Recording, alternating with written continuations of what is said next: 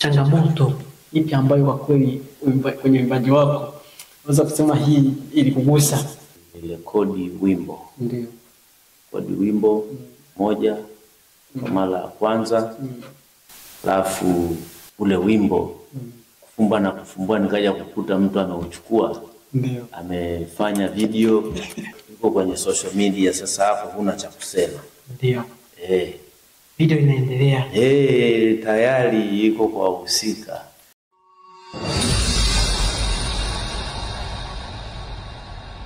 Naam, hujambo mtazamaji wa Bethel TV popote pale ambapo unatufuatilia. Karibu sana, hii ni Bethel TV, sehemu ambapo umekuwa ukipata maarifa kadha wa kadha ambayo hasa inakusogeza kutoka hatua moja kwenda hatua nyingine. Kwa wewe ambaye labda ni mara yako ya kwanza ambaye ulikuwa hujawahi kutufuatilia kabisa, hii ni Bethel TV ambayo ipo chini ya kanisa la Bethel Calvary Church ambayo inaongozwa na Bishop Dr. Willy K. Akio na inapatikana Arusha hapa Maji ya Chai ya Ng'ombe. Leo hii mtazamaji, tunazungumza kuhusiana na vijana na uimbaji. Tukiwa na vijana ambao wao tayari ni waimbaji, lakini pia wataweza kueleza historia yao ya maisha katika swala zima la uimbaji. Na experience yao itaweza kusogeza kutoka hatua moja na hatua nyingine. Cha kushangaza ni familia moja. Utaweza kufahamu mengi kupitia interview kuanzia mwanzo mpaka mwisho. Naam, karibu sana katika studio zetu na karibu sana. Asante. Karibu sana. Mtazamaji, furaha hii inaonyesha kwamba tayari tunaweza kuanza kipindi chetu ambapo sasa tutahakikisha kile kitu ambacho tunapaswa kupata unakipata. Mimi naitwa Leons Alexi. Nigeuke upande wangu wa kushoto, nianze na wewe hapa. Tayari tumeshakukaribisha katika kipindi chetu. Mtazamaji anatamani akufahamu unaitwa nani? Kwa majina mimi naitwa Sara Kondamari. Labda unahusika na nini? Mimi ni mwimbaji wa nyimbo za Injili. Huyo ni Sara Kondamari, ni mwimbaji wa nyimbo za Injili. Karibu sana. Asante. Unaitwa nani labda kwa mtazamaji anatamani kufahamu? Naitwa Arnold Kondamari Sinkala. Mtumishi wa Mungu. Ni mtumishi wa Mungu. Ni mtume. Ni mtume. Mungu amenijalia hiyo neema. Ndio. Sasa mwanzoni nimesema kwamba mnatokea familia moja. Na huyu alipojitambulisha na mwisho alipojitambulisha imekuwa tofauti. Kwa nini? Tuanzie hapo. Tofauti unakuwa wapi? Arnold Kondamari Sinkala. Tumesema hivyo? Okay, kwa hiyo neno Kondamari, okay. Basi sawa, mtazamaji, tunaendelea ni kwa namna gani ambavyo umekuja kuona kwamba kijacho sasa kinafurahisha. Labda tuanzie hapo. Kwa upande wako unaweza kuzungumza nini kuhusiana na swala zima la uimbaji? Kwa kifupi, naweza nikazungumzia uimbaji kwamba ni wito ambao unawekwa ndani ya mtu. Yaani Mungu anaweka wito wa mtu ndani yake kwenye swala zima la uimbaji. Na labda kwa upande wako ulianza lini swala zima la uimbaji, wito huo wa kuimba? Wito wa uimbaji? Ndio. Nafikiri nimeanza ni muda mrefu. Ndio. Sababu tangu nilipogundua kwamba mimi ni mwimbaji nilikuwa bado ni mdogo, nilikuwa bado niko nyumbani kwa wazazi. Na nilikuwa napenda sana kuimba sana niko kwenye mazingira labda nafanya usafi nyumbani. Naweza nikawa naimba, ninafanya usafi lakini mpaka nimemaliza labda kudeki ndani na kuwa nimemaliza kabisa kurekodi wimbo. Japo wakati huo sikuwa najua ni nini nafanya. Lakini nakumbuka babangu aliwahi kuniambia ukiingia ndani kudeki, ukimaliza huwa unakuwa umekamilisha wimbo, ila sijawahi kuona kwamba mahali. Kwa kweli hiyo ni nzuri. Labda nikigeuka kwako, kwa swala zima la uimbaji unaweza kuzungumza nini kuhusiana na swala zima la uimbaji? Swala zima la uimbaji. Namna ninavyoweza kuzungumza. Kwa maoni yako, kwa mtazamo wako kwa swala zima neno uimbaji. Uimbaji ni huduma. Ndio. Inakuwa ndani ya mtu. Ndio. Ama tunaweza kusema ni wito. Huwezi kuwa mwimbaji kama hakuna wito kule ndani. Kwa sababu ukifanya uimbaji bila wito utakwama, hautafika mbali. Kwa sababu ya changamoto ambazo unaweza kukaza. Kama endapo utafanya uimbaji kwa sababu fulani ni mwimbaji, hamna mahali utafika. Ila uimbaji ikiwa ndani yako ni wito, utapenya popote. Safi kabisa. Kwa sasa hivi hatua yako ya uimbaji, yani upo hatua gani, unafanya nini katika swala zima la uimbaji kwa upande wako? Au labda umeshafanya nini? Kwenye swala zima la uimbaji, kwa kuwa mimi ni mtumishi, ndio sisemi kwa kujivuna ama kujisifu, ila nazungumza halisia namna niko. Unajua tumeitwa tofauti. Ndio. Mimi ni mtumishi wa Mungu. Mungu amenijalia kunipa huduma mbalimbali. Ikiwemo na huduma ya uimbaji. Kitu ambacho kiko ndani yangu. Nimefanya nini katika swala zima la uimbaji? Kitu ambacho naweza nikasema nikamweleza mtazamaji kwamba hapa anaponitazama mimi nimerekodi audio tayari na si moja, zaidi ya moja, na zipo tayari zipo kabisa, na itokea mtu anataka kuburudika anaweza anaburudika. Labda kwa upande wako kwenye hatua ya uimbaji upo katika hatua gani? Labda umeshafanya nini katika swala zima la uimbaji? Binafsi katika hatua ya uimbaji nafikiri ndo nimeanza kupiga hatua ya kurekodi. Ndo umeanza kupiga hatua ya kurekodi? Kwa sababu mpaka sasa hizi nimefanikiwa tu kurekodi audio moja. Hongera sana. Ila nyimbo ninazo nyingi sana. Ndio. Yeah. Okay, tukirudi nyuma kidogo. Kutokana kwamba mmeishi familia moja, mmetoka familia moja.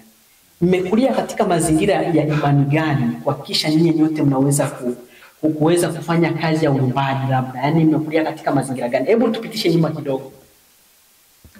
Kwa kweli misingi tuliolelewa sisi. Ndio. Hasa familia ya Pondamali ni misingi ya kiroho. Ndio. Naweza nikasema kutoa mimi waliofuata wamezaliwa ndani ya maisha ya wokovu. Ama kwa lugha nyepesi ambayo mtazamaji anaweza kaelewa, yani wamezaliwa ndio wakikuta baba ni mlokole. Okay. Hali ambayo ilisaidia nyie kuweza kufanyaje? Kuweza kukua katika hali ya kuwa waimbaji. Ndio, kwa sababu si ni vitu unakuwa unaona na nini wazazi wanafanya na wengine nini zile amsha. Ndio. Kwa hiyo kama ulikuwa na wito unaanza unaamka na wewe. Okay. Yes. Labda kwa wewe, labda nataka nikuulize kitu kimoja. Ni nani alikusukuma mpaka ukaamua kuingia kwenye uimbaji, au kipi kilikusukuma? Mimi ndio nafikiri kilichonisukuma ni wito. Ndio kitu ambacho pekee kilinisukuma, ila kama kuna mtu aliwahi kunisukuma kwamba nenda kaimbe, ndio nafikiri hayupo, ila ni wito ambao ulikuwa uko ndani yangu. Ndio kitu ambacho kilinisukuma sana. Safi kabisa. Nikigeuka kwako, nataka tufahamu kwa upande wako, unaandika nyimbo zako mwenyewe na unaimba wewe, au kuna mtu anaandika lakini pia unaimba, au wewe kipaji chako ni kipi kati ya hivyo? Kuimba, unaimba, yani unaandika nyimbo zako na unaimba wewe, au kuna mtu anakuandikia unaimba wewe tu bila? Mimi naandika. Unaandika na unaimba. Okay. Na wakati mwingine siandiki, naenda tu studio. Ndio. Pendeza beat nimekuta imekaa vizuri, navaa mic, producer rekodi, tunaendelea. Unaenda nayo humo na unaiweza. Yaani natunga huku naimba. Okay. Lakini si hivyo tu. Mimi ni mtunzi pia wa nyimbo za kwaya. Okay. Yeah. Labda kitu gani ambacho uliwahi kukifanya kwenye swala zima la labda zaidi lakini kikawa kinahusu masuala ya uimbaji kwenye maisha yako, labda kama kuna kitu ulishawahi kukifanya, ni kipi hicho labda?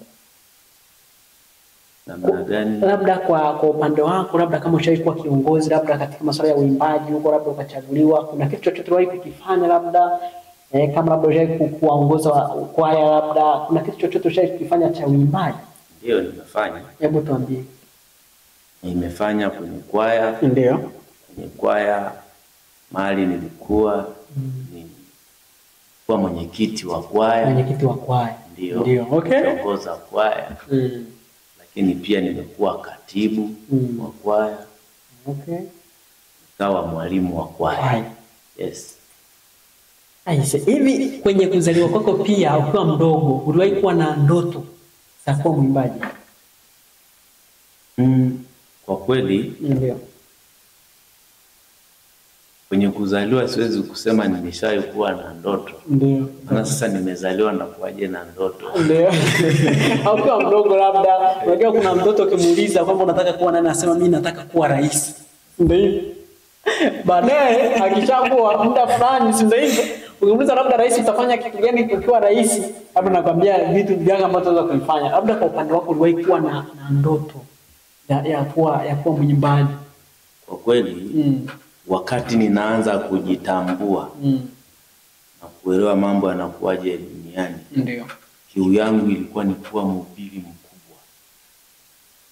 Kwa kiu yangu sana, na hilo kweli hata leo bado lipo. Hongera sana. Asante. Tutakuja kusikia kidogo kuhusiana swala zima la ndoto yako ambayo umeigusia. Katika swala zima la uimbaji, nimeona jinsi ambavyo ameweza kuelezea historia yake, jinsi kitu gani ambacho alishawahi kukifanya. Kwa upande wako, kitu gani ambacho labda uliwahi kufanya kwenye swala zima la uimbaji? Kwenye swala zima la uimbaji, kitu ambacho nimewahi kukifanya, ninakumbuka kwamba kuna wakati kuna kwaya moja ilikuwa inaimba, lakini kwaya ile ilikuwa haina maombi. Sawa. Yaani kila wakiimba wanarudia zile nyimbo ambazo waliimba jana. Yaani miaka inaenda lakini wanarudia zile wakati mtaalamu yupo. Wakati huo kama mtaalamu. Lakini nilikuwa naumia. Ndio. Okay. Siku moja nikabidi niombe kwamba naweza nikawafundisha wimbo mmoja kama nitapata kibali. Yes.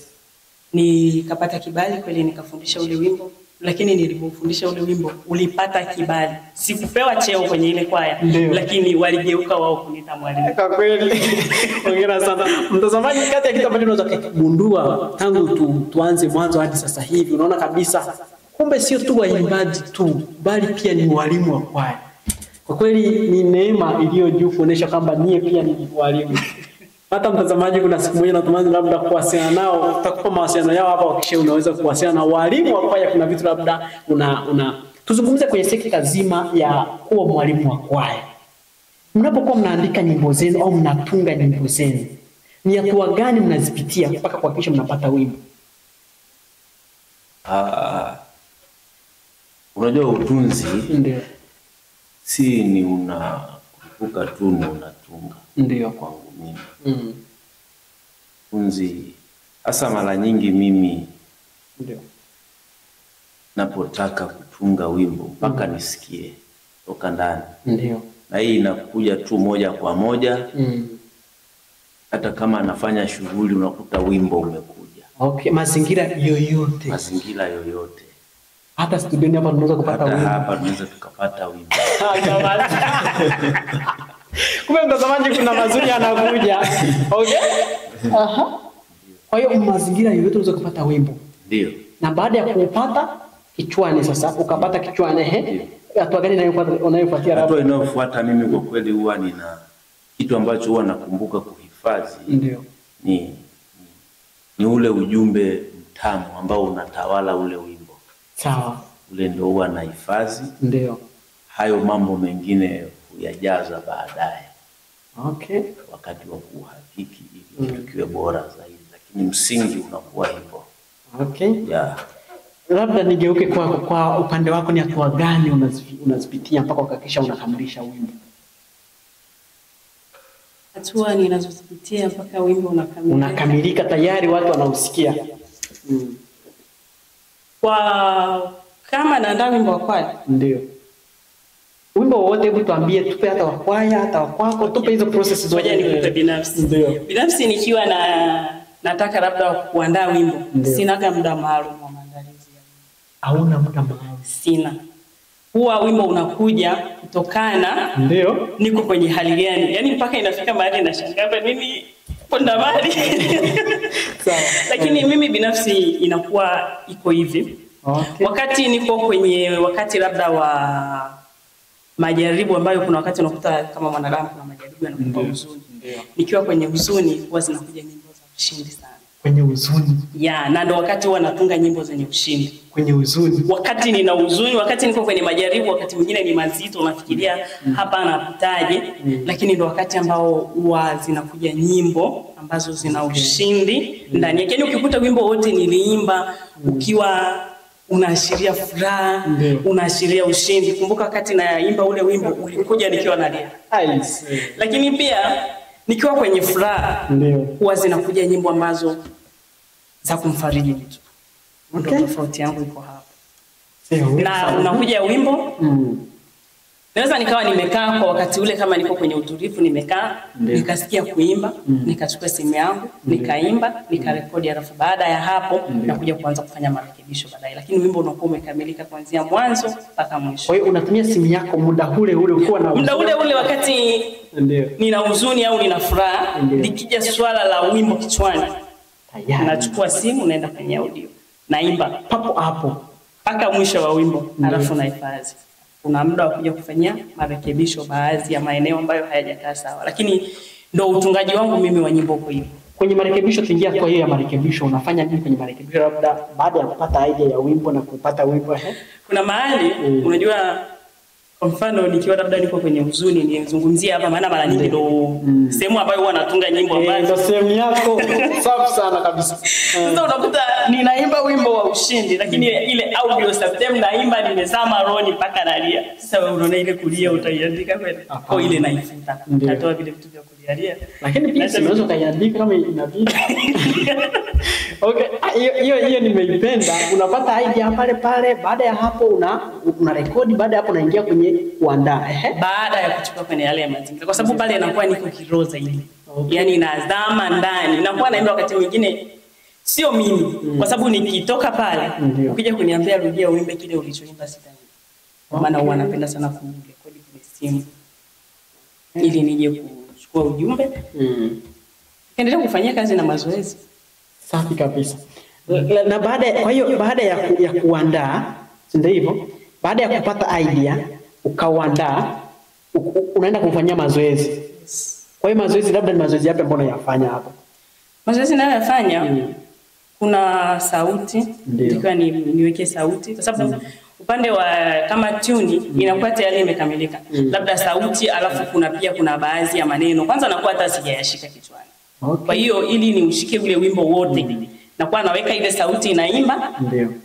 Ndio unakuwa yani inakuwa kama sasa vile ule wimbo anakuwa ni mwalimu anafundisha kwaya. Kwa pale wakati nilikuwa natunga ule wimbo, kumbuka nilikuwa naimba nikiwa nimezama kiroho. Kilichonisaidia ni simu yangu kurekodi audio. Kwa unakuja kama mwalimu ananifundisha kupitia ile audio. Kitu ambacho anakifanya. Na huwa labda unaandika sehemu baada ya kumaliza marekebisho yangu, unaanza naandika kama baada huu wimbo tayari umekamilika, yani umeshakamilika, naandika kwenye daftari la nyimbo zangu.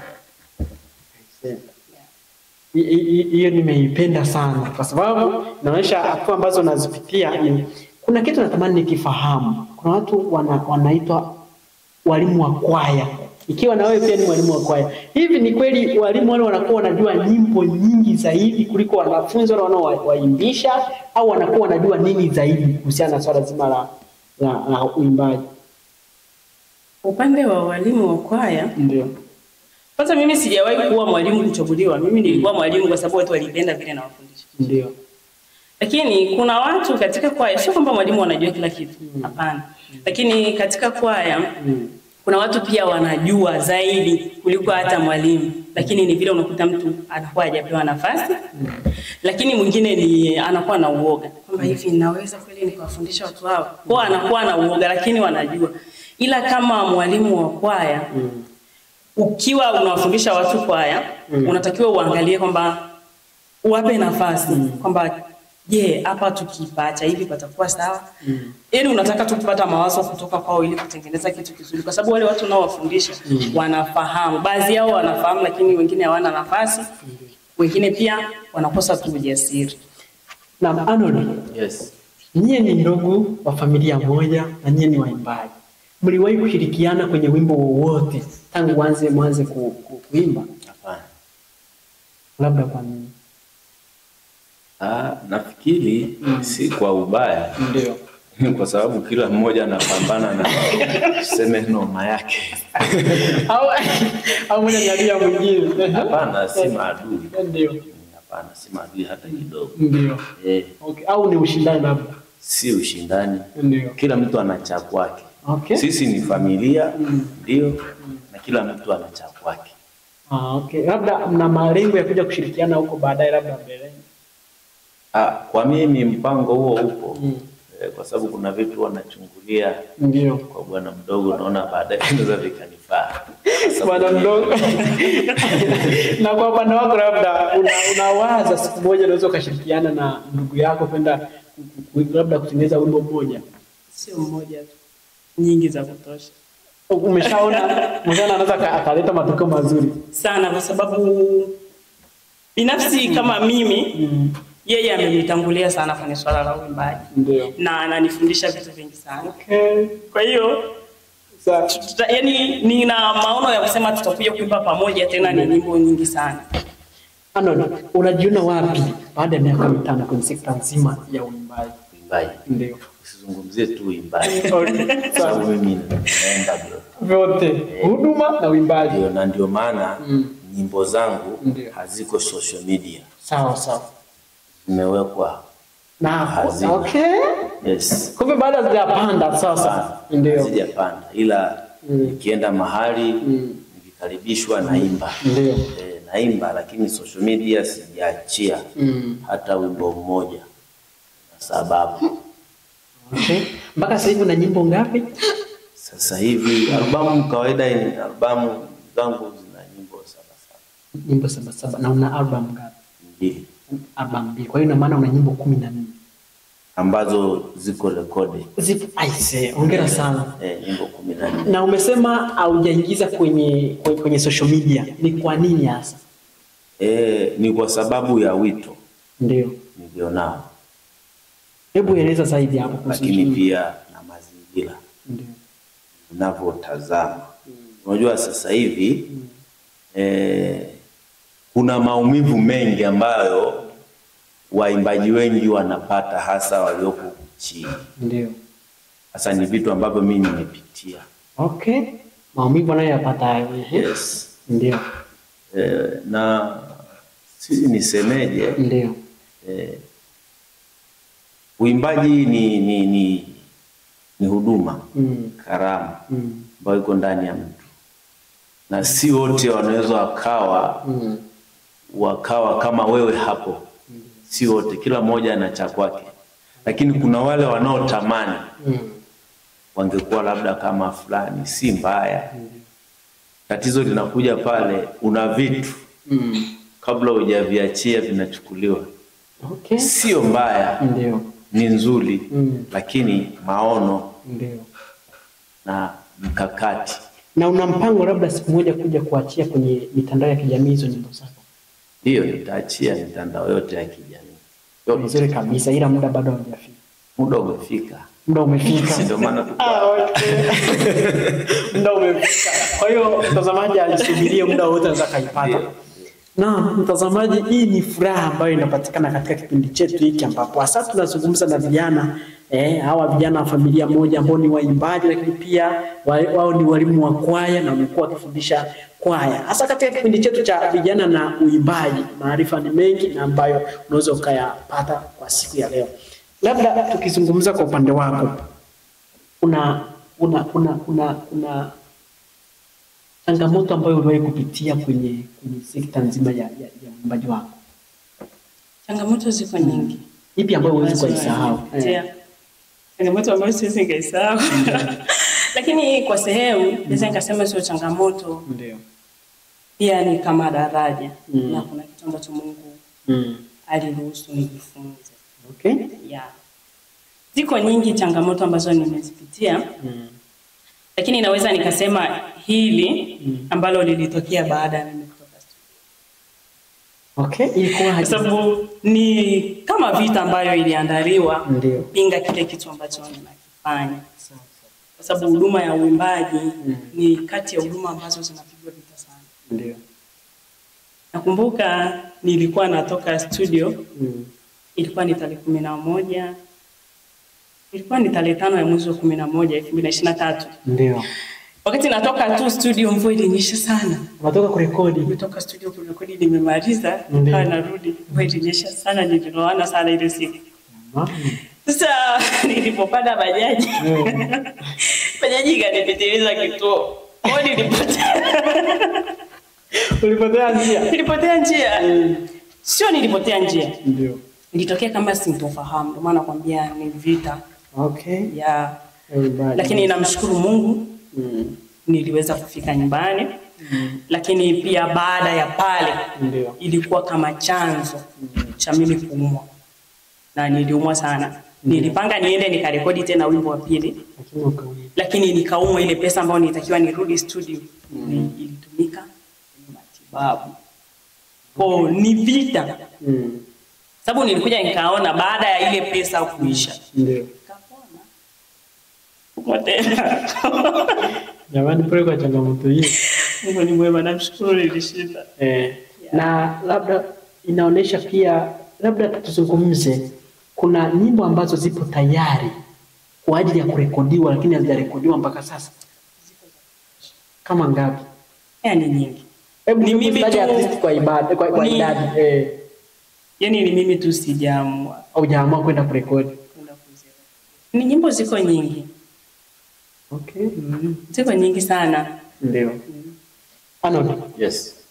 Changamoto ipi ambayo kwa kweli kwenye uimbaji wako unaweza kusema hii ilikugusa? Kwa kweli changamoto ziko nyingi, ila ambayo mpaka sasa naikumbuka. Ndio. Sitakaa nisahau. Ndio. Pale ambapo nilikwenda kurekodi wimbo. Ndio. Kodi wimbo moja kwa mara ya kwanza. Alafu ule wimbo kufumba na kufumbua nikaja kukuta mtu ameuchukua. Ndio. Amefanya video. Na imeisha kabisa, imekamilika. Imeisha na iko kwenye social media, sasa hapo huna cha kusema. Ndio. Video inaendelea. Tayari iko kwa wahusika. Niliumia sana. Kwa mimi nikabaki tu na audio. Sasa ile unaitoaje kwa baba? Naona. Hiyo iliniumiza sana. Iliniumiza sana. Ingawa kwa upande mwingine inanipa nguvu na moyo kwamba mimi ni nani. Yes. Okay. Unaumia lakini ukipata utulivu sasa, kumbe kama kitu chako kinaweza kikatamaniwa na watu alafu kuapuliwa, inaonekana uko vizuri. Uko vizuri. Kwa hiyo licha kwamba changamoto, lakini pia kwa sehemu nilitiwa faraja baada ya kupata utulivu. Lakini namba 2 ni kwamba kuna siku nimekwenda kurekodi album. Ndio. Kabisa. Kwa mara ya kwanza. Ndio. Ya nyimbo 7. Ndio. Na yenyewe ikapeperushwa hivyo hivyo. Nimerekodi, nimemaliza. Sikutoa fedha kiasi chote, nilitoa nusu kwa producer. Sasa katika ile kuchelewa akapewa mtu ile album. Yes, yote. Na hakuna kilichobadilika, ni kwamba yalichukua toka enda kafanyia nini? Mazingira kwamba sasa. Alikwambia nini baada ya hapo? Aliniambia umechelewa. Na nilikasirika sana, niliongea maneno mabaya kwake kweli. Niliongea maneno mabaya. Pole sana kwa changamoto hii. Nilimwambia maneno mazito sana. Sababu kwanza hiyo pesa yenyewe kuipata kwenda kurekodia nilifanya kazi sana. Na mnarekodi kwa shilingi ngapi hapo? Mnarekodi kwa shilingi? Wimbo inategemeana na studio. Ndio. Standard ya chini sana na mtu ambaye kidogo mnafahamiana nini 70,000, lakini wimbo hiyo ni audio au ni video? Audio 70,000. Yes. Lakini wimbo level ile ambao wao wanaita ya juu laki na nusu. Sawa, hapo unapata audio ambao kitu imenyooka. Ndio. Imekaa ile mkao wanaita. Imekaa sasa. Okay. Yeah. Kwa hiyo ndio utaona kwamba niliumia namna gani. Kweli. Na ukweli ule producer nikimuonaga ni kwa sababu ya neema ya Mungu, na sasa nishakuwa mtumishi. Sasa hivi atizi kidogo na muangalia tu. Kipi ambacho unaweza ukakizungumza kuhusiana na swala zima la hawa maproducer? Kile ninachoweza kukizungumza, maproducer kwa kweli wawe waaminifu. Ndio. Hasa wanapokutana na vijana ambao ndo wanaanza. Kwa kweli wanatakiwa wajue hii kitu moja.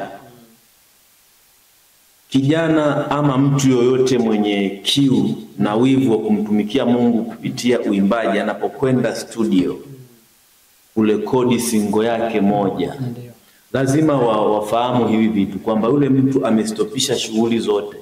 Na wengine wanatoka mazingira ya chini, hawana fedha. Kwa hiyo unakuta amebangaiza, kapata hiyo fedha kama ni 70,000 ama laki, anakwenda kurekodi. Mwingine anaweza hata asije na hiyo laki au 70,000, akaja na 30,000 akaomba. Unaona? Sasa akija kukupa 30,000 mkaanza kazi, kuwa mwaminifu. Mtie moyo, kwa sababu hao wanaonekana ni wa hali ya chini, wana waimbaji wengine wenye vipawa kiasi kwamba kama nao watafika studio inaweza ikawa juu. Na kiufupi sisi waimbaji huwa tunaambizana kitu maproducer hawajui. Tunaambizana. Nikifanya singo yangu moja ikawa nzuri, naenda kualika na convince kabisa. Unaposema singo unamaanisha nini? Wimbo mmoja. Okay. Yes. Okay, sasa. Wimbo mmoja. Okay. Ukawa mzuri, ukahiti na nini kama wanavyosema wao. Umeelewa? Ukavutia wengi. Kwa ile kuvutia, kuna watu wanauliza ulirekodia wapi? Sasa kama watu wanaweza wakaniuliza ulirekodia wapi, ni maamuzi yangu. Naweza nikasema mahali fulani, kumbe sio hapo. Unaona? Kwa hiyo ninawasihi sana wawe waaminifu, lakini watambue kwamba ile kazi ya producer ni kazi ya Mungu. Ndio. Kama unaweza ukanirekodi mimi mtumishi wa Mungu, maana yake na wewe ni mtumishi wa Mungu. Ushafanya kazi ya Mungu. Kwa lazima hapo waweke mambo vizuri, wasiwaumize.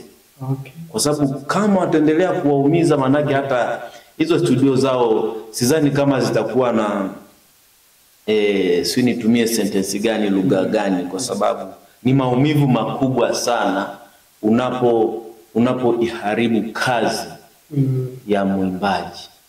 Hasa hawa maproducer wengine wanakuwa special, wao ni special kwa ajili ya kurekodi labda waimbaji wanaoitwa waimbaji wakubwa. Na mimi nipende kusema hakuna mwimbaji mkubwa wala mdogo. Mwimbaji ni mwimbaji tu. Mtumishi ni mtumishi tu wa Mungu. Hakuna mtumishi mkubwa wala mtumishi mdogo. Ingawa kuna zile level ni sawa, lakini utumishi ni utumishi tu. Kwa hilo maproducer wanatakiwa waliangalie sana. Kwa sababu wengi wanaumia. Hebu fikiri kama sasa mimi niko hapa sina fedha. Nimekuja tumeweka hiyo program, nataka kurekodi album, naanza kupambana na kuletea fedha. Alafu mwisho wa siku unakata hiyo kitu, nakuja kusikia nyimbo hiyo yuko kwa mwingine. Na inatajwa kwa jina la mtu fulani. Yes. Na mara nyingi wanaokwenda kufanya nyimbo hawajaenda kule kujisajili baraza la nini kule. Umeona? Yes, hawajaenda. Labda wewe ushawahi kujisajili? Hapana, sijajisajili. Lakini unapanga kujisajili? Nitajisajili. Labda mpaka sasa una nyimbo gani ambazo, labda una nyimbo kiasi gani au una nyimbo ngapi ambazo tayari umeshaziandaa lakini labda hazijarekodi? Nyimbo ni nyingi. Kama ngapi kwa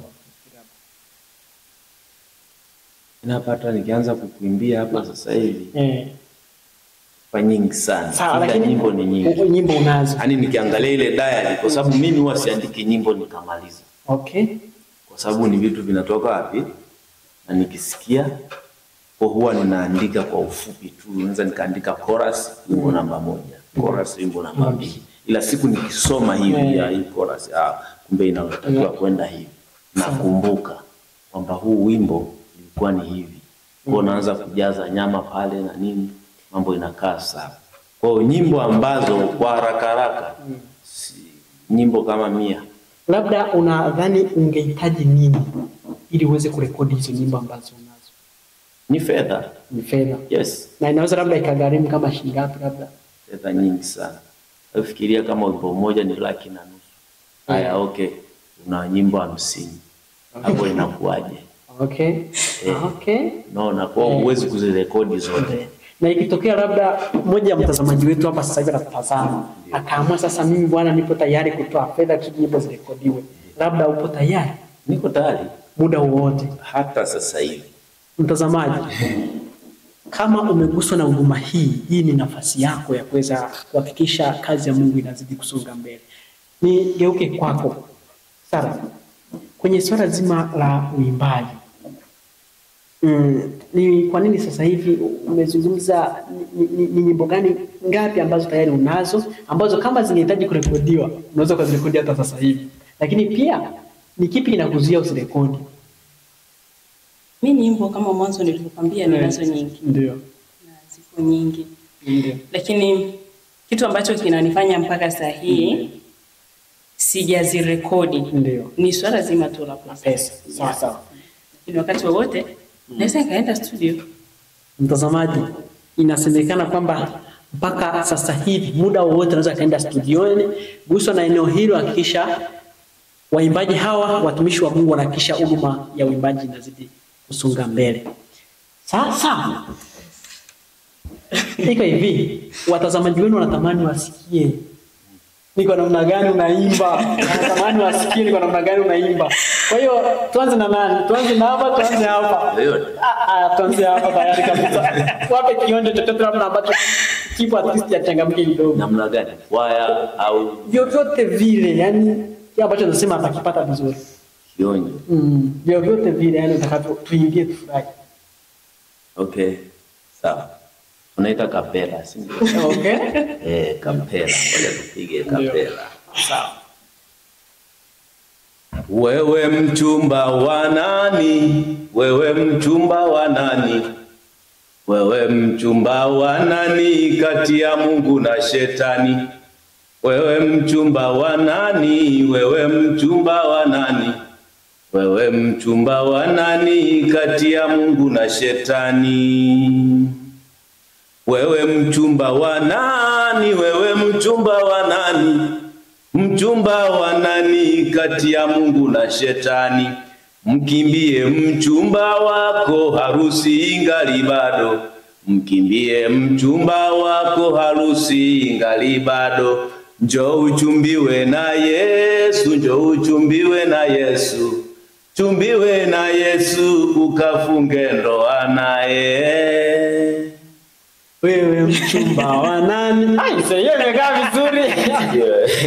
Labda kwa nini niamua kwa neno mchumba? Kwa sababu unaona hata huko nje zile hamsha watu wanapendana sana ovyo ovyo. Ndio. Kwa hiyo nikatumia hiyo fursa kwamba sasa kama watu wanaweza wakachumbiana ovyo ovyo. Ndio. Au nitumie sentence gani? Ndio. Nafikiri inaeleweka ninapozungumzia. Mchumba nikaona sasa ili mtu aweze kuja kwenye ujumbe. Ndio. Ambao ndio kusudi. Yes, sana imekaa. Nizungumzie mambo ya uchumba.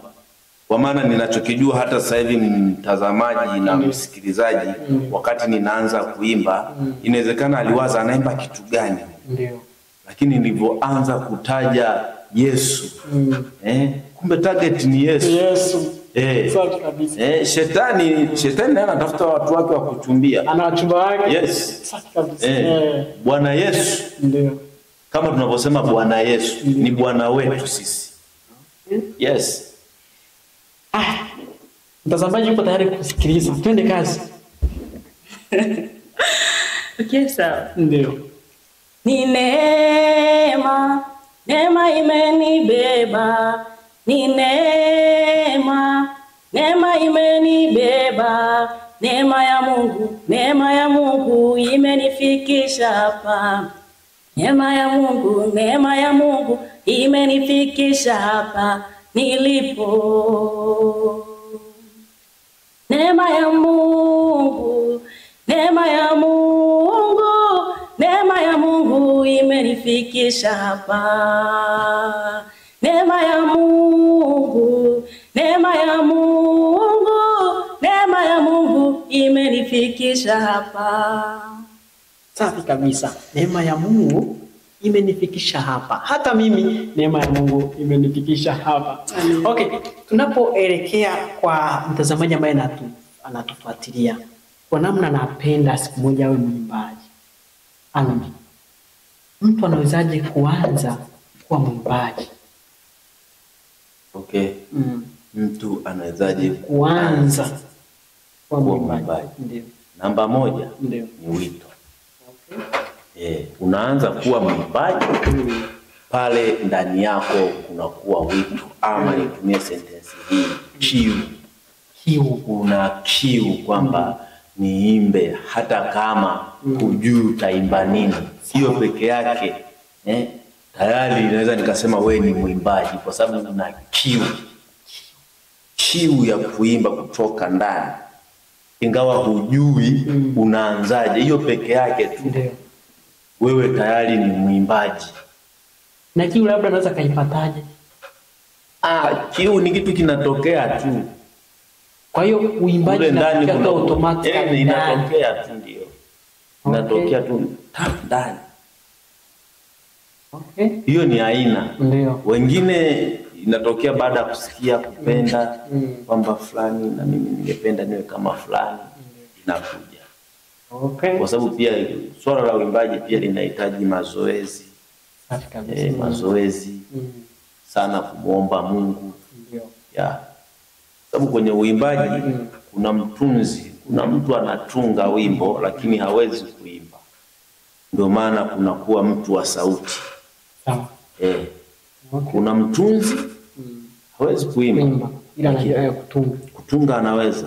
Panga maneno mazuri, matamu, ya kuvutia, ya ushawishi. Yes, anao uwezo. Lakini sasa sauti ni kipengele kingine pia. Na ndio maana kule kwenye kwaya mwalimu anaweza akatunga wimbo alafu akampa mtu mwingine akafundisha kwa sababu ya sauti. Walimu wa kwaya wananielewa. Na hii kwenye kipengele cha sauti, hii inaendana moja kwa moja na vyombo. Kuna kitu wataalamu waliosomea mambo ya muziki wanasema melody. Ndio. Melody. Na hata sasa hapa nilipoimba, hasa wale wataalamu wa muziki tayari wameshajua huyu mtu uko kwenye melody gani. Na hata kama sijui sauti nitaimba nini, akishasikia tu ninavyotamka, basi anaweza kanielekeza kwamba imba hivi. Na ikaenda vizuri. Na kwenye uimbaji hakuna kitu inashindikana. Ndio. Hasa ukiwa na Mungu. Yes. Sasa mtazamaji, sasa hivi bwana, natamani kujua ni kwa namna gani anaweza akaamua kuanza kuwa mwimbaji. Kwa namna gani anaweza akaamua kuanza kuwa mwimbaji kuanzia leo? Kuwa mwimbaji siko mbali na mtumishi wa Mungu kwa ndamali. Ndio. Cha kwanza ni wito kutoka ndani. Unasikia nini? Yaani wewe unasikia nini kuhusu swala la uimbaji? Ni wito. Lakini unaweza ukawa unasikia kwamba unasikia kuimba lakini usio mwimbaji. Kwa sababu unaweza ukawa una wito wa kuimba alafu usikifanyie kazi kile ambacho kinapiga kelele ndani yako. Ukaachana nacho, utakuwa hujafaidika chochote. Lakini kuna kusikia wito kutoka ndani, lakini pia kuna kujifunza. Ndio. Ikiwa unapenda kuwa mwimbaji, kuna kujifunza. Unahitaji pia walimu, watu waliokutangulia katika sekta ya uimbaji, ukajifunza kitu kutoka kwao. Hata kama hujapata mtu wa kukufundisha ukakaa naye, lakini pia unaweza ukaangalia zile kazi wanazozifanya watu waliokutangulia, ukajifunza kitu ukiwa unaziendea hatua za uimbaji. Lakini pia kuna kufanya mazoezi. Mazoezi katika uimbaji ni kitu ambacho ni cha muhimu sana. Usipofanya mazoezi, sidhani kama unaweza ukafikia lengo halisi la kuimba. Usipofanya mazoezi, sidhani kama unaweza ukafikia lengo halisi la kuimba. Na mazoezi labda inakuaje kwenye swala zima la mazoezi? Kuna mazoezi ya aina nyingi, lakini mimi naweza nikasema kunayo mazoezi ya sauti. Ndiyo. Pia mazoezi ya pumzi, unafanya mazoezi madogo madogo. Unajua kuna wakati mwingine unaweza ukaimba. Kwa mfano kama mimi nimeimba sometimes sauti ilikuwa inakata. Labda kama hujanifuatilia. Hivi ni zoezi gani ambalo unaweza kulifanya kwenye swala la sauti? Hebu zoezi gani unaweza kulifanya? Mtu anajua kabisa hapa nafanya labda mazoezi kwa hebu sauti. Binafsi bado pia niko kwenye mazoezi na ninaendelea kujifunza. Hatua kwa hatua unazidi ku. Kwa hiyo siwezi nikatoa mazoezi direct kwa sababu mimi bado najifunza kwa walionitangulia. Okay. Safi sana. Labda nataka tuzungumze pia changamoto na ambazo mnazipitia. Kati yenu nataka mniambie kama mtu alishawahi kupata faida fulani kupitia uimbaji ambao labda ilimshangaza na akasema labda kama wenda isingekuwa ni uimbaji wenda nisingeipata faida. Faida yani akasema kwa kweli yani faida wenda kama isingekuwa ni uimbaji wenda nisingeipata labda. Hebu tuambie upande wako ushaipata faida gani kupitia uimbaji? Kwenye swala la faida kuna faida mara mbili. Yes. Kuna faida kiroho, faida kimwili. Sasa sijui tuzungumzie zote kabisa. Kwa habari ya kiroho, mimi nimeona hasa nimeshuhudia ilikuwa ni mwaka 2008. Ndio. Kwa kwenye mkutano wa Injili. Ndio. Niliimba pale Sumbawanga. Ndio. Faida ya kiroho ambayo niliona kwangu kwanza inanigusa, inanitia moyo. Ni pale nilipoimba wimbo watu wametulia.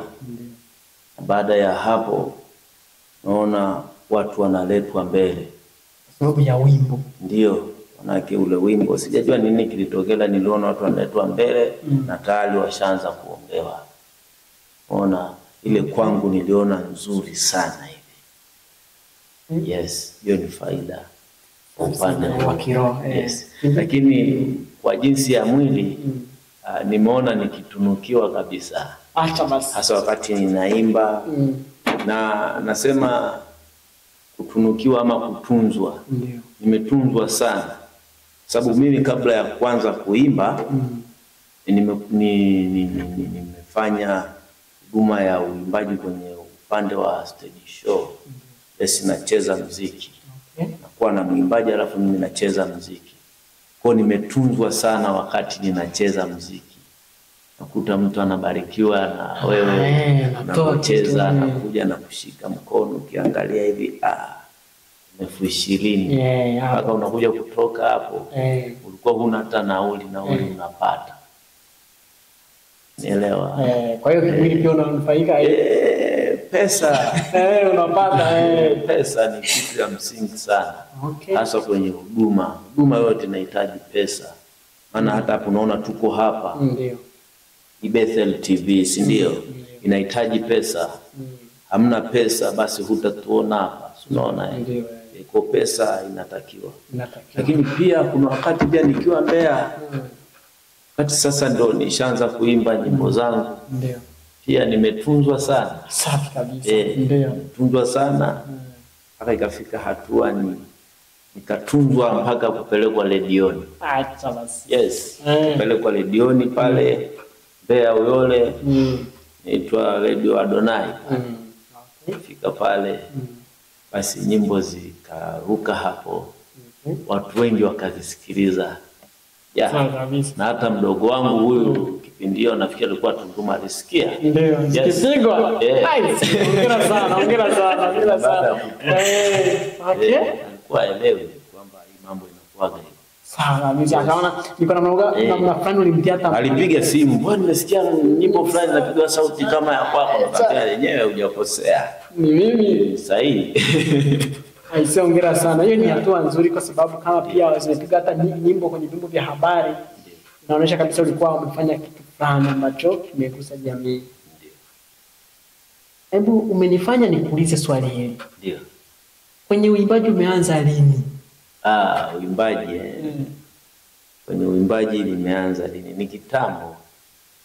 Uimbaji hauanzi ile siku una rekodi. Ndio. Hapana.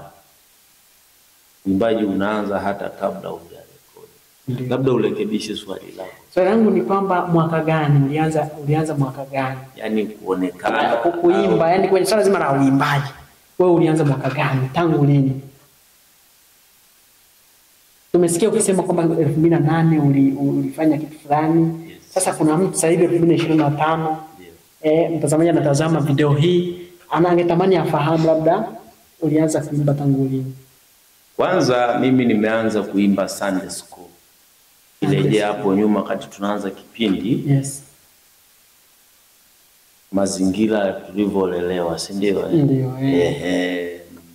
Mtazamaji atakuwa anafikiri naelewa. Ndio. Lakini Sunday school nimeimba kuanzia mwaka wakati nimeanza kutambua. Ndio. Mwaka 96 mimi naimba Sunday school. Ndio, naimba Sunday school. Lakini nimekuja kuanza kutambua kwamba mimi ni muimbaji. Na kuanza kuimba mwenyewe kapela hapo kanisani. Hapo ndo nikaanza kuachana na mambo ya Sunday school. Unielewa? Ilikuwa ni mwaka 2003. 2003. Nasimama, napigiwa ngoma, sio vyombo. Ndio. Ngoma kawaida, naimba. Ndio. Na matokeo yanaonekana. Safi kabisa. Na umerekodi mara ya kwanza lini? Mara ya kwanza ndo wimbo nilimba ukaelewa. Kwa mara ya kwanza nimekuja kurekodi mwaka 2017. 2017. Unaanza kurekodi? No. 2011. 2011. Ya, 2011. Okay. Nirekodi wimbo namba 1. Na ulijisikiaje? Unajua kwanza kujawahi kurekodi. Sawa. Ile tu yani kusikia kuna ladha tofauti unasikia. Rekodi pale unajisikia.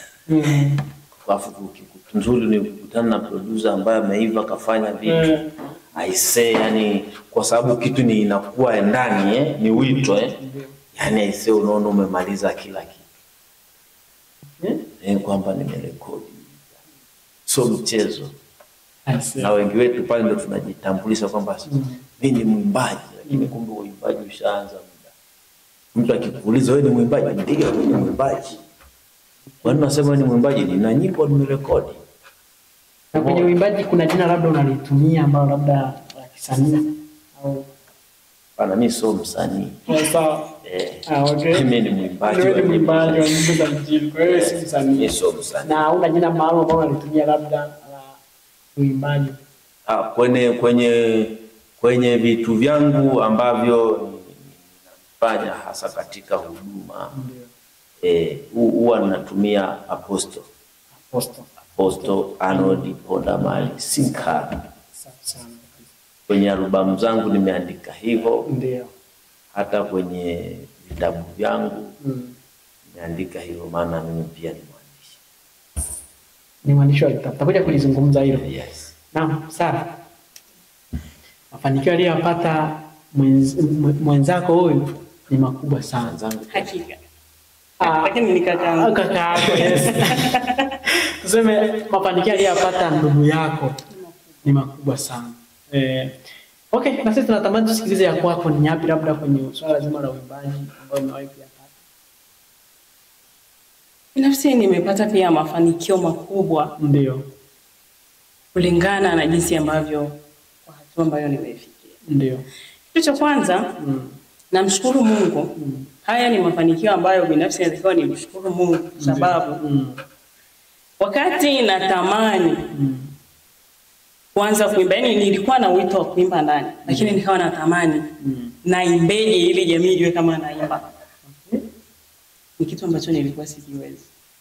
Yani kwa gani nafikiri hata kakaangu ni shahidi. Kwa ni mtu mwenye aibu sana.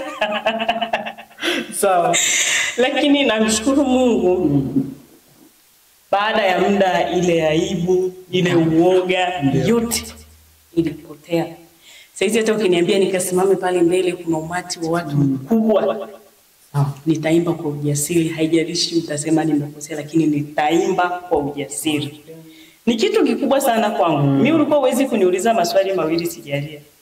Sasa hizi umeniuliza maswali ni mengi sana. Ya, katika hilo namshukuru sana Mungu. Umeweza kupiga hatua. Nimepiga hatua ambayo ni kubwa sana. Nilikuwa natamani nikikaa mwenyewe na tunga wimbo naimba mwenyewe. Ndio. Ila siwezi imba mbele za watu. Lakini mpaka saa hizi namshukuru Mungu. Nimefika. Mtazamaji, hayo ni mafanikio ambayo umeweza kuyapiga tangu aanze kufanya kazi ya uimbaji na kuanza uimbaji. Labda tu pia nataka tuzungumze, una malengo zaidi kuhusiana na swala zima la uimbaji, au labda unapanga kuhama kwenye masuala ya uimbaji? Hapana, nina malengo makubwa sana kwenye uimbaji. Baada ya miaka 5 labda tutarajie nini? Nitarajie kuona vitu vikubwa sana kwa swala zima la uimbaji, kwa sababu ni kitu ambacho kiko ndani yangu na ninapenda sana kumtumikia Mungu kwa njia ya uimbaji. Kwa hiyo ninayo mipango mikakati ambayo nimeiandaa, ambayo natakiwa nifanye sio tu kwa ajili watu wanisikilize, lakini kwa sababu nafanya kazi ya Mungu. Nafikiri pia hicho ndo hata mtazamaji anayetamani kujifunza kwenda au labda kuamua kuingia kwenye swala zima la uimbaji, amesema anayo mipango na mikakati. Nafikiri pia anaweza akafanya hivyo. Mipango na mikakati kuhakikisha anaweza kuwa mwimbaji. Kwenye hilo eneo nimependa jinsi ambavyo ulivyo na mipango na kutaka kufika mbali zaidi kwenye sekta zima. Licha ya uimbaji, labda unajihusisha na nini? Mtazamaji angetamani kufahamu. Kwenye huduma, kwa upande wako utakavyokuwa kwenye kumtumikia Mungu, kwa sababu ninajihusisha na mambo mengi. Labda yataje hata kwa ufupi ambao utatamani hata mtazamaji aweze pia. Okay. Mimi nje na kumwimbia Mungu ndio. Lakini pia ni mhubiri. Ni mhubiri. Okay. Sawa. Kumtumikia Mungu kwa njia ya Injili. Ndio. Na pia ni kitu ambacho sio tu napenda, lakini kinatoka ndani. Okay. Vitu ambao umewekwa ndani. Licha ya kuwa mwimbaji, lakini pia ni mhubiri. Safi kabisa. Mtumishi wa Mungu, licha ya kuwa wewe ni mwimbaji, umezungumza swala zima la vitabu, lakini pia hebu zungumza unafanya shughuli gani nyingine licha ya uimbaji? Shughuli ninayoifanya ndio ni kumtumikia Mungu. Shughuli si ndo kazi. Kazi, yes.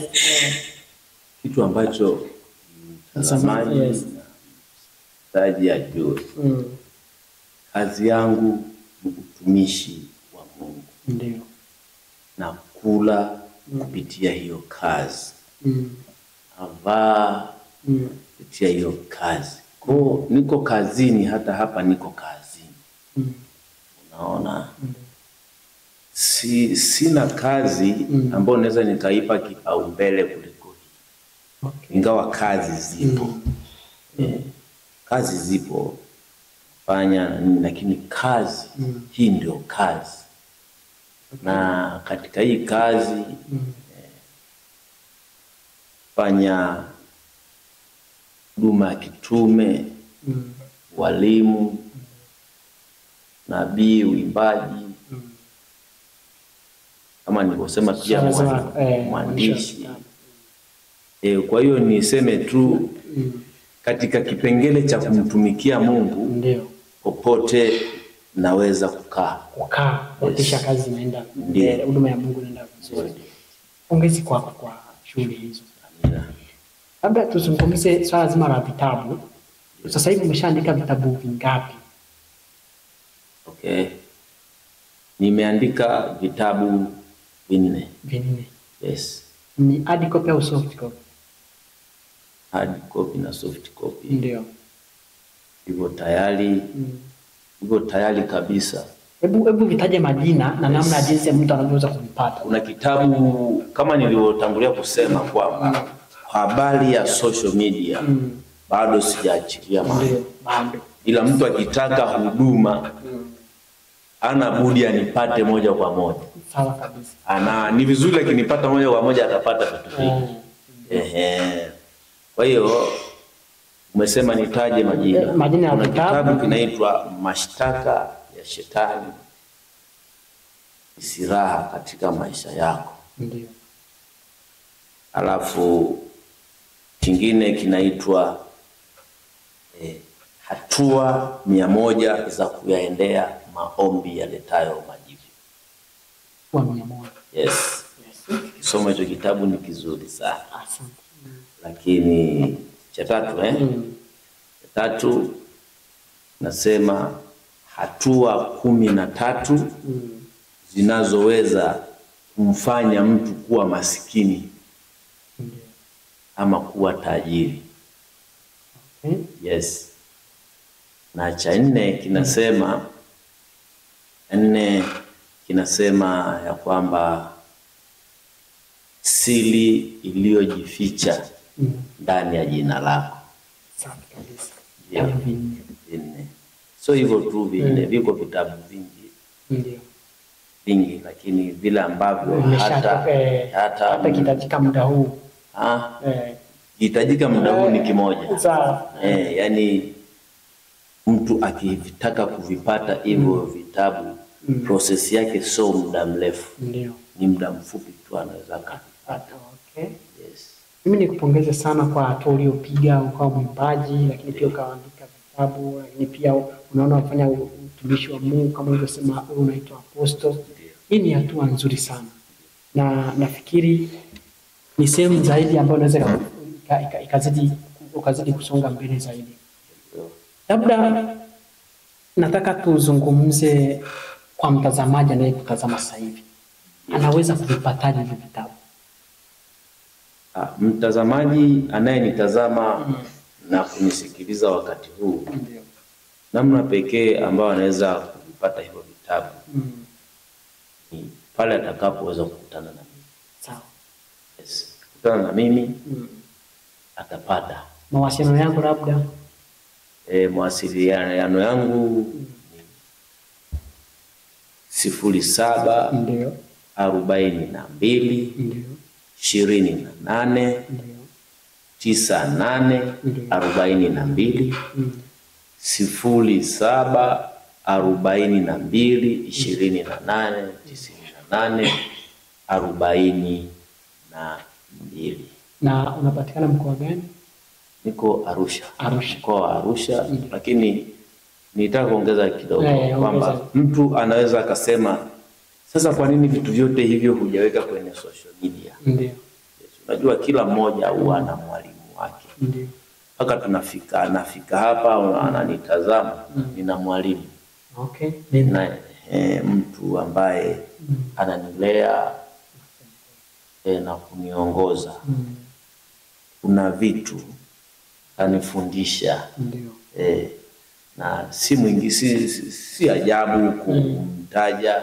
Si mwingine ni askofu wetu mkuu wa makanisa ya Bethel Calvary Church. Daktari Barozi Mtume Willy K. Akio. Amenifundisha vitu vingi. Na wakati Mungu ananikutanisha mimi na yeye, alinikuta kwenye mazingira ambayo kidogo ni tata, nikiwa namtumikia Mungu. Mazingira tata. Hivyo basi kuna vitu aliweza kunifundisha namna gani ya kwenda ili uweze kufikia kile ambacho umebebeshwa ama hatima. Na kitu ambacho mtazamaji aweze kukimaki hasa kwa habari ya uimbaji. Ukishakuwa na kitu ndani, ile ndio hatima. Hatima maisha yako. Ndio. Na hii nimefanya research. Watu wengi wanakimbia hatima. Kwa mfano, mimi hapa ni apostle, ni mwimbaji. Kuna mtu atatazama tu vile tunazungumza hapa naye akatamani kuwa apostle na mwimbaji. Wakati huo yeye labda ni mfanya biashara. Umeelewa? Sawa utatamani, si kwamba hautafanya, utakuja upande huu utafanya, lakini umekimbia hatima yako. Usikimbie hatima yako ndo kuna kila kitu. Kwenye hatima yako ndo kuna utajiri. Hebu fikiria, hatima yako ni uimbaji. Alafu baada ya kuwa mwimbaji, lazima una saa inafika unakuwa maarufu, watu ni wengi na nini. Sasa ukishakuwa kwenye social media huko, si ndio? Sasa manake kuna mvuto, si ndio? Sasa hatima yako hiyo ya uimbaji ndio imekufikisha huko, umekuwa nani? Umekuwa maarufu na nini? Inatokea tu ghafla unaenda kuwa mbunge, unaanza kutafuta kuwa kiongozi wa kisiasa, labda mbunge. Umeelewa? Ni dhahiri kabisa kwamba unaenda kupotea. Ingawa ni vizuri kwa mbunge, ni vizuri. Ana siyependa kwa mbunge mheshimiwa. Umeelewa? Nafikiri vile vyeo na namna vinatamka ndio vinawavuta watu. Lakini kumbuku ulianza na nini? Hatima yako ndo itakulisha, itakuvalisha, ndo kila kitu. Kwa hiyo ninashauri Mungu anapowainua wasikimbie hatima zao. Safi kabisa. Okay. Mtazamaji anayekutazama sasa hivi angetamani apate mawasiliano yako. Labda kwa nilivyosema ungepaswa labda kutoa nyimbo zako, sasa hivi na nafasi yako ya kutoa mawasiliano yako. Labda unapatikana. Okay. Mimi ni rahisi ukitaka kunipata. Ndio. Kwanza ukitaka kunipata kirahisi kwa wakati wowote. Ndio. Ambao sio paka unipigie labda simu. Unaweza ukafika katika studio za Bethel. Kabisa. Ni rahisi sana hapa ukanikuta kwa wakati wote. Lakini pia ukihitaji mawasiliano yangu, ndio, ambayo pia natumia sana WhatsApp. Ndio. Ni 06 9 20 54 924. Hiyo ni namba ambayo ni ya WhatsApp. Ndio. Pia unaweza ukanipigia simu. Ndio. Haujafunga. Sawa. Naam, mtazamaji yeyote ambaye umeweza kutazama kuanzia mwanzo mpaka sasa hivi ambapo unaona tumefika katika hatua hii, kuna kitu kipya ambacho unaweza ukawa umekipata. Leo hii nimezungumza na watumishi wa Mungu jinsi ambavyo wanamtumikia Mungu katika swala zima la uimbaji. Labda tukiwa tunaelekea mwisho, una neno gani la kuambia watazamaji, labda hata pia kijana anayetazama sasa hivi, ikiwa sasa kipindi chetu ni kijana na uimbaji? Neno ninalo wahasa vijana na waimbaji. Kwanza watamani kumjua Mungu. Yes. Tamani kumjua Mungu. Ndipo yale yaliyoko ndani yataweza kwa haraka. Pili, nimalizie kwa kusema, kwa sababu umesema tunamaliza. Ndio. Nimalizie kwa kusema niwakaribishe sana katika huduma tunazoendelea kuzifanya hapa Bethel TV, maana ndio tunapatikana pia kwa urahisi. Lakini kutumia fursa hii na nafasi hii kualika katika huduma ambazo tunaendelea nazo kanisani, katika kanisa letu la Bethel Calvary Church hapa mkoani Arusha, mji wa wapi hapa? Maji ya Chai, njia ya ng'ombe, nyuma ya sheli. Yaani ukiwa lami hapo nyuma tu ya sheli kidogo tu kipiga hatua mita kama 15 tayari unakuta studio za Bethel TV na kanisa hapo. Na wakaribisha sana katika nyumba ya maombi. Fika hapo, hata kama uko na mgonjwa mlete. Mawasiliano ambao nimekupatia, leta mgonjwa hata kama ameshindikana mlete. Kama nilivyosema mimi ni apostle. Wewe leta chochote kitu unachoona kiwezekani. Kwa Mungu inawezekana. Amen. Yes. Upande wako, neno lako ambalo unatamani kuambia watazamaji? Neno langu nalotamani kusema kwa watazamaji, nimshukuru Mungu kwanza kwa ajili yao, kwa kutenga muda wao kwa kutusikiliza. Mungu wa mbingu na nchi awabariki. Lakini pia niongee na vijana Wakati sahihi wa kumtumikia Mungu ni ule wakati ambao bado una nguvu. Usisubiri mpaka pale utakapoona nguvu zimeisha ndio ukachukua nafasi ya kwenda kumtumikia Mungu. Hapana. Kwa msikilizaji anayenisikiliza, wakati wa kumtumikia Mungu ni sasa. Kwa hiyo Johnny, tumtumikie Mungu. Kwa mfano mimi binafsi namtumikia Mungu katika kanisa la Bethel Calvary Church. Kwa askofu mkuu wa makanisa yetu, Dr. Bishop Wilkey Akio. Hapa ndipo napomtumikia Mungu maji ya chai, njia ya ng'ombe. Lakini niwakaribishe sana sana sana, wakitamani kuja kuona ni jinsi gani naimba, jinsi gani nahubiri, watanipata hapo Bethel Calvary Church. Yes. Na mtazamaji, asante sana kwa kweli ambayo umetenga muda wako mpaka sasa hivi, ambapo sasa tunaelekea hitimisho ya kipindi hiki, ambapo sasa tulikuwa tunazungumza kuhusiana na kijana na uimbaji, ambapo tumekuwa na vijana hawa wawili wa familia moja, ambapo mmoja anaitwa Sara Pondamali lakini mwingine anaitwa Arnold P. Sinkala. Tunasema Arnold Pondamali Sinkala. Nimepatia, si ndio hivyo? Uko sahihi Kabisa. Mtazamaji wetu, kufikia sasa basi unaweza ukatufuatilia kupitia mitandao yetu ya kijamii, ukahakikisha una subscribe. YouTube ni Bethel TV HQ, lakini pia Instagram ni Bethel TV HQ. Unaweza ukatufuatilia katika mitandao yetu ya kijamii na unaweza ukapata taarifa mbalimbali kuhusiana na swala zima mambo ambayo yanafanyika katika kanisa la Bethel Calvary Church. Jina langu mimi naitwa Leons Alex, na mitandao yangu ya kijamii mimi natumia jina hilo hilo la Leons Alex, ambapo hasa natumia Instagram na Facebook. Hasa Instagram unaweza ukanipata vizuri zaidi. Kufikia sasa tuseme hatuna la ziada, na kwaheri kwa sasa.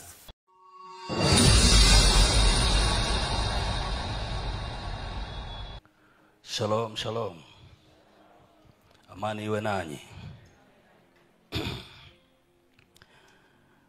Namshukuru Mungu kwa sababu ya siku ya leo. Mungu ametupa tena kukutana katika shule hii ambayo tumeianza jana. Wangapi tulikuwa pamoja jana? Kwamba jana tulianza. Nafurahi kwa hiyo namba, sababu haitanipa shida sana kurudi sana. Mungu awabariki sana kwa kuja. Tulianza somo jana ambalo linasema nguvu ya kusema. Nguvu ya kusema. Tulianza jana na leo tunaendelea. The power of speaking. The power. Okay. Kubariki sana. Mwadhani awashwa. The power of speaking. The power of speech.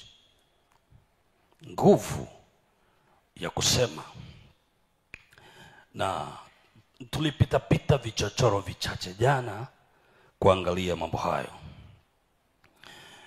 Mungu akusaidie sana kwa sababu ya hizi siku chache tunazo.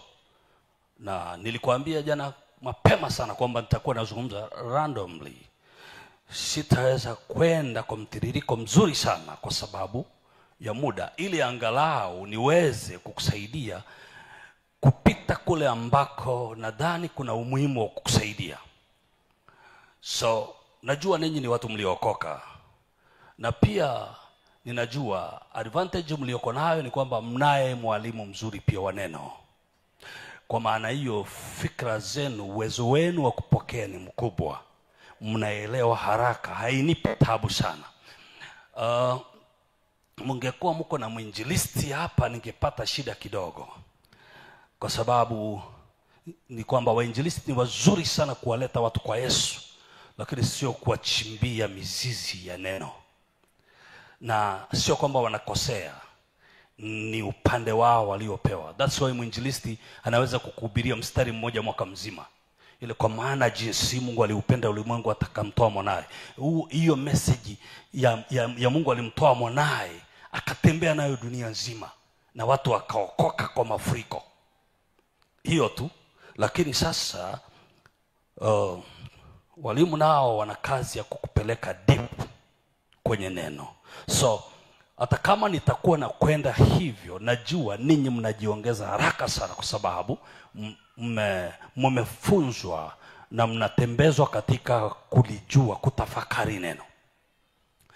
Kwa sababu message inayozungumza hapa ya nguvu ya kusema, the power of speaking, ni somo kubwa sana liko kwenye muundo wa kitabu. Kama mtakumbuka, kuna mwaka, sikumbuka mwaka gani, nilizungumza hapa nguvu ya madhabahu. Zungumza nguvu ya madhabahu. Ni wangapi wanaweza kukumbuka hiyo? Tulikuwa tunazungumzia nguvu ya madhabahu. Hamna watu wanaweza kukumbuka hiyo? Lielezea hapa. Hata mkirudi kwenye clips zenu, mtakuta kuna sehemu nazungumzia madhabahu inaamua kila kitu. Na nikafundisha pia hata namna hatua za madhabahu. Vitu ninavyofundisha mara nyingi sana ni kitabu kama ile ya madhabahu. Sasa hiki ninachozungumzia hapa, Mungu akusaidie ushike, kwa sababu nitapita sehemu chache sana, maana ni mkusanyiko wa kitabu kama hiki. Sasa imagine zile siku chache nilizungumzia hapa madhabahu, siku chache sana ndicho kitabu hiki kinachozungumza zifahamu siri na nguvu za madhabahu.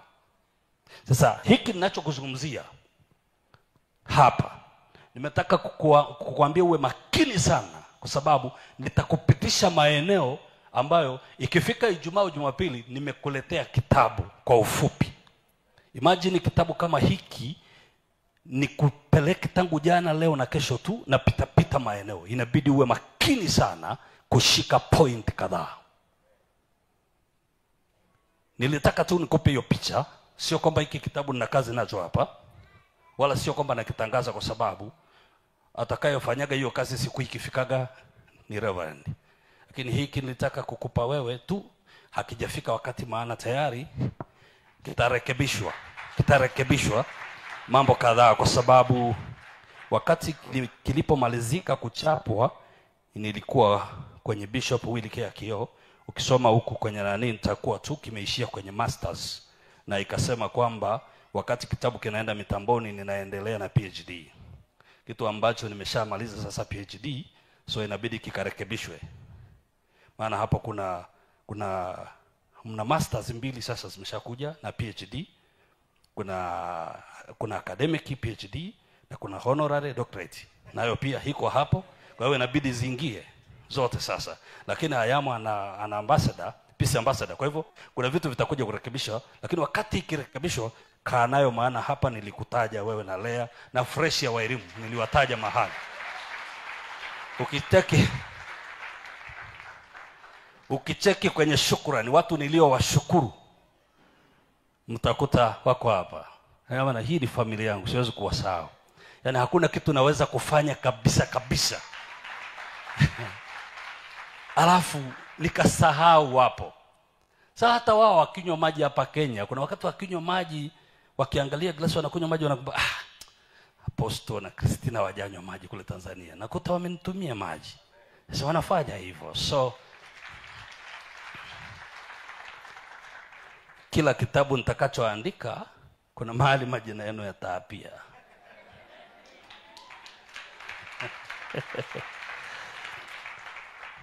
Kwa maana hiyo basi, kama ni hivyo, ina maana ninachokuletea ni kitu ambacho nataka watu wanaosikiliza kwa umakini. Tuko pamoja mpaka hapo? Hello? Kwa jana tulipoanza nguvu ya kusema, tulipita kwenye mambo ambayo nilienda haraka kidogo ili nione kama nitakufikisha sehemu. Na nikakuachia homework ambayo hata sikuulizi ni ipi, kwa sababu nitairudia kesho, inawezekana. Lakini tulijaribu kuangalia maandiko kadha wa kadha kuhusu vile ambavyo kusema kunafanya kazi. Biblia inazungumza nini? Kwa sababu haitoshi kuzungumza tu ujumbe fulani, lakini ni vizuri sana tuangalie maandiko yanazungumza nini kuhusu kitu hicho. Utagundua kwamba Biblia ina vitu vingi, ina maandiko mengi yanazungumza kuhusu habari ya kusema, kuongea, kutamka.